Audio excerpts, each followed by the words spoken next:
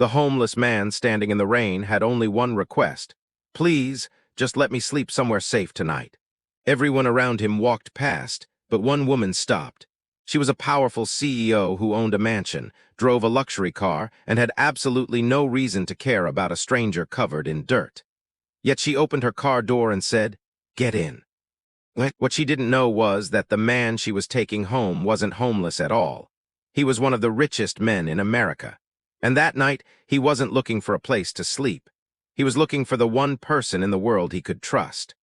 The rain had been falling over Chicago for nearly 2 hours. Downtown streets glittered beneath the city lights as expensive cars rushed past puddles, taxis honked impatiently, and people hurried beneath umbrellas. Nobody noticed the man sitting beneath a closed storefront. His name was Daniel Reed. His clothes were soaked. His shoes were worn. His beard was several days old. And beside him sat a small, battered backpack. To everyone passing by, Daniel looked like another homeless man trying to survive another cold night. A businessman walked past him without looking. A young couple laughed when Daniel asked if they could spare some food. A woman holding a designer handbag tightened her grip and crossed the street. Daniel simply lowered his eyes. He had seen this reaction many times, but this wasn't an accident. For the past 6 weeks, Daniel Reed had deliberately disappeared. Because Daniel wasn't homeless. He was the founder and majority owner of Reedstone Global, a private investment empire worth billions of dollars. But after watching people change around money, Daniel had begun asking himself a question. Did anyone actually care about him? Or did they only care about what his name could give them? So he had handed control of his public affairs to his trusted executive team, dressed like a man with nothing, and walked into the city. He wanted one answer, and he was beginning to think the answer would break his heart. Then a silver SUV stopped. The driver's door opened. A woman stepped out. She was wearing a cream-colored coat, elegant trousers, and simple gold earrings. Her name was Elena Carter. At 34, Elena was the CEO of Carter & Vale, a rapidly growing technology company. She had everything people dreamed about: money, success, a beautiful home, a respected name. But Elena had never forgotten what it meant to struggle. She looked at Daniel, then at the rain. "Are you hurt?" she asked. Daniel shook his head. "No." "Do you have somewhere to go?" He hesitated. "No." Elena looked toward the dark street. Then back at him. "Come with me." Daniel blinked. "What?" "I have a guest room." "You don't know me." "I know you're freezing." He stared at her. She opened the passenger door. "Get in." And for the first time in 6 weeks, Daniel smiled. Not because his plan was working, but because something inside him whispered, "Maybe I finally found her." Elena's mansion stood behind tall gates in one of Chicago's most expensive neighborhoods. Daniel looked through the window as they drove in. "You live here?" he asked. Elena smiled slightly. "Unfortunately." He laughed. It was the first real laugh he'd heard in weeks. Inside the house, Elena immediately handed him a towel. "You can use the shower upstairs." Daniel looked uncomfortable. "I don't want to make a mess." "You're covered in rain, not poison." He smiled. She pointed toward the hallway. "Bathroom is the second door." Then she walked away. Daniel stood there for a moment. He couldn't remember the last time someone had treated him so normally. No fear, no disgust. No questions about money. No attempt to impress him. Just kindness. After showering, Daniel came downstairs wearing clean clothes Elena had bought that evening. She had ordered dinner. Daniel stared at the table. "You didn't have to do all this." "I know. Then why did you?" Elena sat across from him. "Because you're hungry." Daniel looked down. That simple answer hit harder than any insult he'd received. During dinner, Elena didn't ask how much money he had. She didn't ask where his family lived. She didn't ask what he could do for her. Instead, she asked, "What happened to you?" Daniel paused. "My business failed." "I'm sorry." "I lost almost everything." Elena nodded. "Then you can start again." He looked at her. "You really believe that?" "I do." "What if I fail again?" "Then you start again." Daniel smiled. "You make it sound easy." "No," Elena said quietly. "I make it sound possible." Daniel looked away. For the first time, he wanted to tell her the truth, but he couldn't, not yet. The next morning, Elena left for work. Daniel waited until her car disappeared through the gates. Then his expression changed. He walked into the study. Inside his backpack was a secure satellite phone. He switched it on. Immediately, his assistant's voice came through. Mr. Reed, finally, we've been trying to reach you. I'm fine. Sir, the board needs you back. Not yet. Your annual leadership summit is tomorrow. I know. And the entire executive team is waiting. Daniel looked through the window toward Elena's office. I'll attend. But sir, as yourself. Daniel smiled. No. His assistant sighed. What do you need? Find every person who helped me during this experiment. How many? Everyone. Everyone. Yes. Daniel's voice became serious. I don't care if they gave $5 or 500. If they showed kindness when they believed I had nothing, I want their names. His assistant paused. And what are you planning? Daniel looked at the house. I'm going to change their lives. That evening, Elena's younger sister, Sophie, came over. She froze when she saw Daniel sitting in the living room. Who is that? Elena's guest. Sophie lowered her voice. Elena, are you serious? What? You brought a homeless man into your house. Daniel quietly stood. I can leave. Elena immediately stopped him. No, you're staying. Sophie shook her head. You don't even know him. Elena looked at her sister. Neither do you.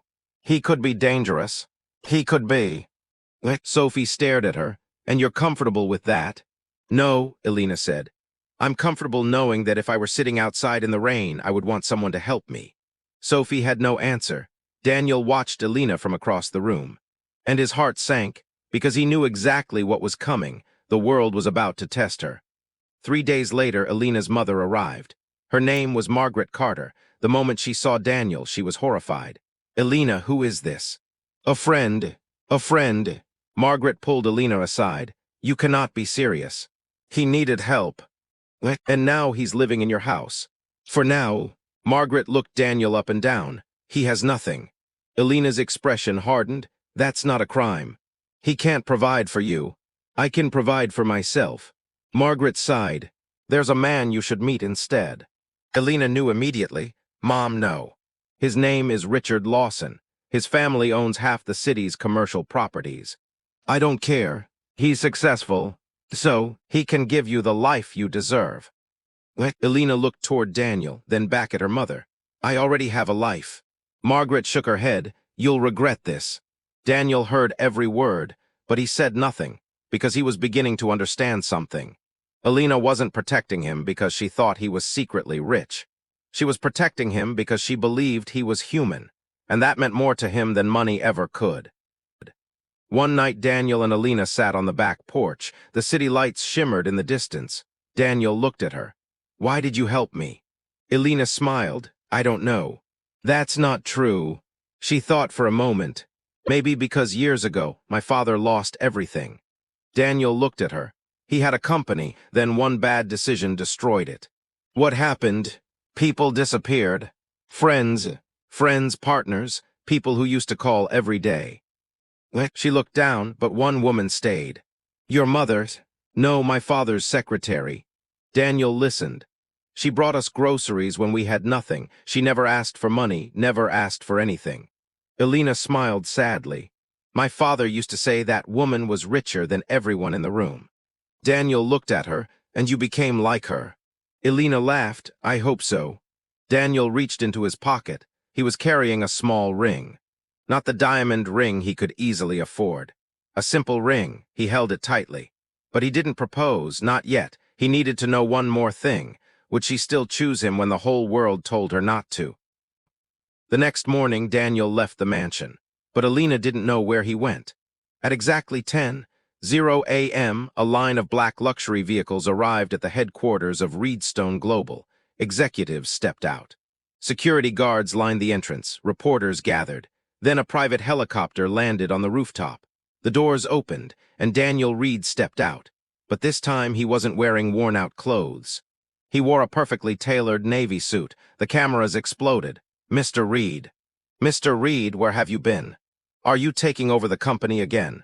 Daniel walked past them. No smile, no explanation. Inside the boardroom, executives stood. Welcome back, Chairman. Daniel nodded. Thank you. His assistant handed him a file. These are the people from your experiment. Daniel opened it, hundreds of names, but he stopped at one. Elena Carter, his eyes softened. How much does she know? Nothing. Good. Then Daniel closed the file. Prepare the summit. 2 weeks later, Elena received an invitation. It was for an exclusive charity gala hosted by Reedstone Global. She almost didn't attend, but Daniel insisted. When they arrived, Elena noticed something strange. Everyone seemed nervous, executives whispered. Security guards stood everywhere. Then the room went silent. A man walked onto the stage. Elena froze. Daniel wasn't beside her. She looked toward the stage. The man on it was wearing the same face, but not the same clothes, not the same life. The host spoke. Ladies and gentlemen, please welcome the founder and chairman of Reedstone Global. The room erupted. Daniel Reed. Elena stopped breathing. Her hand covered her mouth. The man she thought had nothing was the man whose company was worth billions. Daniel looked directly at her. He walked down from the stage. The entire room watched. He stopped in front of Elena. I owe you an explanation. She stared at him. You lied to me. Yes. Why? Because I needed to know whether you would care about me if I had nothing. Her eyes filled with tears, and Daniel smiled. You didn't just care. He reached into his pocket. You gave me your home. He pulled out the small ring. You gave me your trust. Then he lowered himself onto one knee. And you gave me something money could never buy. The room became completely silent. Elena Carter. He looked up at her. Will you marry me? She cried, then smiled. Yes. The room erupted in applause, but one person wasn't clapping. Margaret, Elena's mother. She looked horrified. Daniel Reed. Yes, ma'am. You're a billionaire. Daniel nodded. Margaret's face changed. She remembered every word she'd said. He has nothing. She lowered her head. Daniel could have humiliated everyone who had mocked him. Instead, he did something unexpected. He invited them. At the wedding reception, Daniel stood before hundreds of guests. I spent 6 weeks pretending to be homeless. People whispered. I wanted to discover something money couldn't reveal. He looked around. I wanted to know who would treat me like a human being when they believed I had nothing. Then screens behind him displayed stories of ordinary people who had helped him. A delivery driver who bought him dinner, a nurse who gave him a warm coat, an elderly woman who shared her lunch, a college student who gave him her last $20. Daniel announced a new foundation, the Reed Human Kindness Fund. 100 people helped me during those 6 weeks, he said. Every one of them will receive enough financial support to change their lives. The crowd applauded. Then Daniel turned toward Elena, but one person did something different. The room went quiet. She didn't just give me money. She gave me a home. She gave me dignity. She stood beside me when everyone else told her to walk away. Daniel took Elena's hand, and that's why she will never have to wonder whether I love her for her money. Months later, Elena became more than Daniel's wife. She became a partner in his foundation. Together, they built shelters, funded scholarships, helped struggling families, and created emergency housing programs across several cities. But Daniel never forgot the night under the storefront, the night when everyone walked past, except her. One evening, Elena asked him, "Do you regret pretending to be homeless?" Daniel thought about it. No, not even a little. He smiled, "Because if I hadn't done it, I might never have discovered you."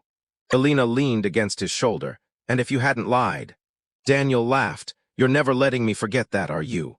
"Absolutely not." They laughed together. Then Daniel became serious. "You know what I learned?" "What?" "People think wealth is about what you own." He looked at her. "But real wealth is knowing who you are when nobody is watching." Elena smiled. "And what did you discover?" Daniel squeezed her hand. "That kindness is rare. And that the right person will see your worth before the world does." He looked at the city lights, and sometimes, he smiled, your greatest blessing walks into your life looking like someone who has nothing. Daniel had billions of dollars.